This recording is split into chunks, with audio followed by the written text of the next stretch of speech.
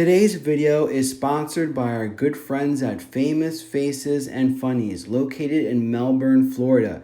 Check us out on Facebook, Twitter, and Instagram.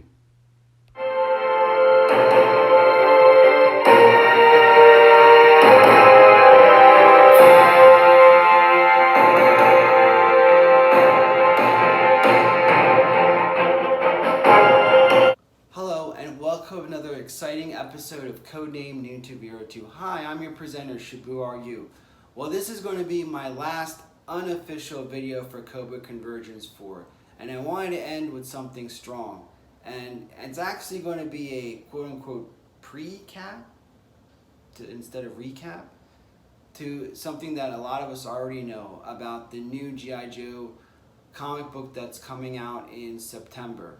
Our good friend Joe Fan 82 and the Full Force have provided information about it. Well, I have some more information that I wanted to share as well and add to that, and hopefully this will get you guys, everyone, excited, because I am. You want to know why? Because if you guys recall, I've been doing this Sierra Muerte comic recaps, and I was on issue number 3, I believe. It's been that long. And all of a sudden it just stopped. I mean, there's no, that's it. There's one more issue to go, and all of a sudden you hear nothing. Well, I found out that IDW is really pissed at writer Michel Fife because he supposedly is terrible with the deadlines that they've given him, and he's just being difficult to work with. It's just hilarious, so who knows if that's going to ever end or what have you, but hey, we got something new to look forward to in September. Now, the cool thing about this is it's paying homage to the World Without End storyline. I mean, that episode was nuts. I mean, first of all, Baroness falls for Steeler. Did anybody think about that? Steeler in the toy and everything else is portrayed as an old guy, but here in the Sunbow series, he's basically a dude tripping on acid. And, what a great trip that must be. All of a sudden the Baroness is smitten over you. That's a nice word, smitten. So, yeah, that's nuts. So, but I found out how different this is going to be to that. So, I know some people made references that's going to be like that. Well, from the pages that I unearthed, that it's going to be totally different, and we'll get into that. But before I do, I wanted to add a personal note on why Cobra Convergence 4 is really special to our fan base. Now, you look at what's going on at Star Wars and Celebration. I mean, it's very disappointing and disheartening. And a lot of us are also Star Wars fans. There's no denying it. If you're a Gen Xer, you grew up with Star Wars. And I think for me, it was my disgust of what is going on with Star Wars that led me to get more into G.I. Joe. Because I felt that Star Wars has lost a lot of, what G.I. Joe has currently. I mean, look at this Cobra Convergence 4. This is a fan-for-fan, celebration. 1 month celebration. And that is awesome in itself, because no one is making any money off of this. And it's just, people are doing this out of the goodness of their heart. And, there's no difference between you and us. We're all fans. And it's been amazing to interact with everybody and making new friends, and just, it just shows you what a kick-ass community we have. And I'm very, very happy to be a part of that, because it shows that despite the world we live in, we have a little piece that is pretty damn cool. And hopefully other people look in and see us, and they'll be impressed with what we're doing. But also, year 1 I watched like everybody else. Year 2 I watched like everybody else. And I was going through some pretty tough times, like everyone else does. And, year 3 is, a start of friendship with ACC and Carson from 3D Joe's and, other guys, just being a fan, asking questions. And it was ACC and Carson from 3D Joe's that pushed me to like, hey, why don't you do something? You should do something. Get out there, do something.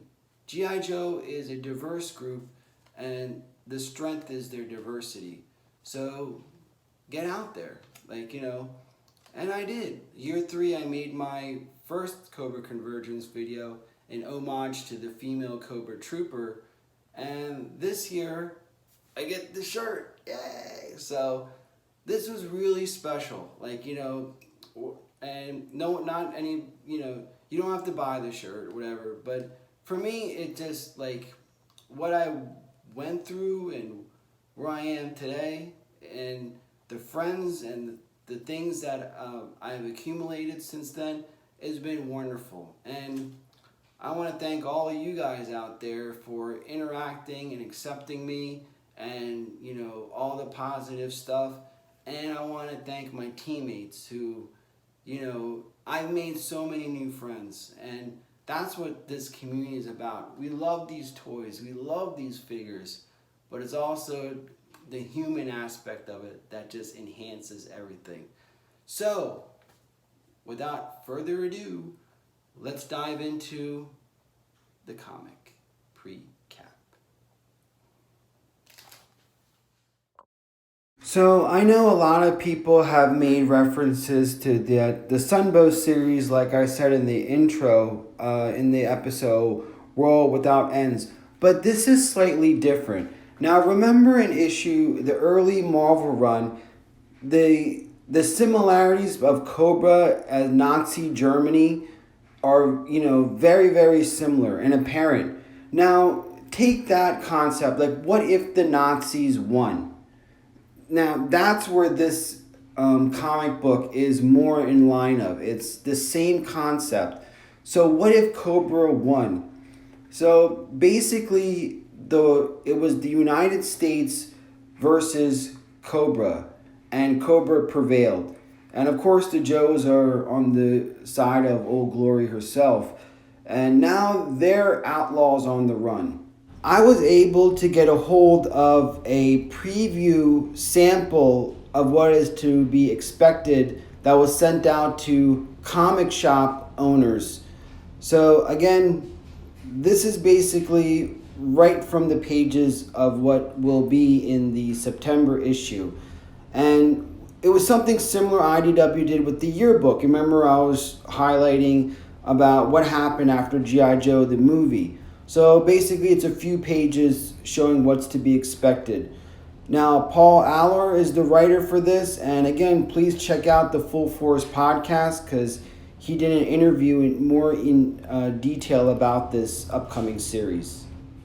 We begin with seeing Duke on the run with a young boy on a Vespa looking on. All of a sudden, Duke must become really interested in keeping the streets clean because we see him toss something in the trash can. He's being pursued by Cobra troopers, and then we have this guy sitting on the bench. He jumps up and says, "For Cobra." Again, very reference to the SS of Nazi Germany and some guy saying Heil Hitler. Very, very close. Now, so far we gathered that this young man is going to be the central figure in this series. And basically, G.I. Joe and Cobra are going to be around him. So his journey is what this series is going to be focused in on. Now, he looks like he's a delivery boy, and he's part of, I guess, smuggling some type of supplies, or the guy he works for used to do that. So again, we'll get more into his backstory once this drops in September. What's interesting was the shopkeeper tells him, it says, "Be careful, survive." So I imagine that this world is basically like the Wild West. It's in that no set authority is set in place. So people are running around and, probably taking the law in their own hands with just, the military, like, you know, hanging over above them for just the major stuff. The next pages jump back to Duke, and we see that he's surrounded by the Cobra troopers, and he's kicking the crap out of all of them. Like, you know, Duke, man, he's a one-man wrecking crew. And then all of a sudden, from inside the SWAT truck, we see Major Blood. So that's going to be interesting. Major Blood is going to be the leader of this SWAT unit and bringing G.I. Joes to justice. I mean, what a change right there. So our young focal point goes back to the trash, goes through it, and finds a flash drive that Duke had tossed.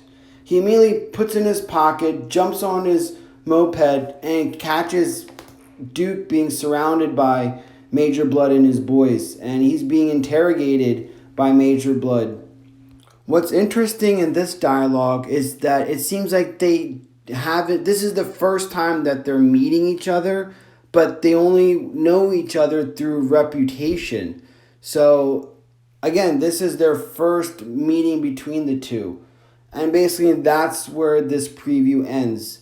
And at the very end, we see Duke reaching back and pulling out a handgun as Major Blood is walking by, and the issue ends. So, what do you guys think? I'm hooked.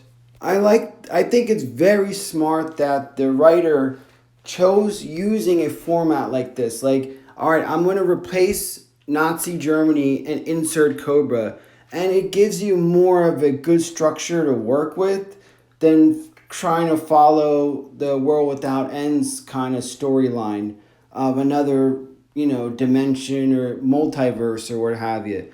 So this is going to be fun, and I'm looking forward to it. And I hope this was helpful and got you excited for this upcoming series.